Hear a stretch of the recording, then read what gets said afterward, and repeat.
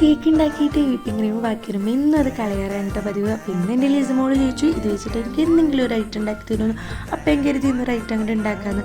1 cup പാലിലോട്ട് 1/2 cup ഷുഗറും 1/2 cup condensed മിൽക്കും ചേർത്തിട്ട് നന്നായിട്ടൊന്ന് മിക്സ് ചെയ്തെടുക്കുക. എന്നിട്ട് അത് ചെറുതായിട്ടൊന്ന് ചൂടായി വരുമ്പോൾ അതിലോട്ട് ഒരു 3 ടേബിൾ സ്പൂൺ കോൺഫ്ലവറും 3 ടേബിൾ സ്പൂൺ മിൽക്ക് പൗഡറും ചേർത്തിട്ട് നന്നായിട്ടൊന്ന് കുറുക്കിയെടുക്കുക. ഞാൻ പാലിലോട്ട് ഡയറക്റ്റ് അങ്ങനെ ചേർത്ത് കൊടുക്കാനാണ് ചെയ്തിട്ടുള്ളത്. നിങ്ങളങ്ങനെ ചെയ്യരുത്. നിങ്ങളൊരു ബൗളിൽ കുറച്ച് പാലെടുത്തിട്ട് അതിൽ ഈ ഒരു കോൺഫ്ലവറും മിൽക്ക് പൗഡറും ഒന്ന് മിക്സ് ചെയ്തിട്ട് വേണം കേട്ടോ പാലിലോട്ട് ചേർത്ത് കൊടുക്കാനായിട്ട്. അല്ലാന്നുണ്ടെങ്കിൽ കട്ട പിടിക്കും. എനിക്ക് കുറച്ച് അർജൻറ്റ് കൂടുതലായിട്ടാണ് ഞാൻ അങ്ങനെ ചേർത്തിട്ടുള്ളത്. പിന്നെ കുറച്ച് മധുരമില്ലാത്ത ബിസ്ക്കറ്റ് എടുത്തിട്ട് അതൊന്ന് പാലിൽ ഡിപ്പ് ചെയ്തിട്ട് ഇതേപോലെ ഒന്ന് വെച്ച് കൊടുക്കുക.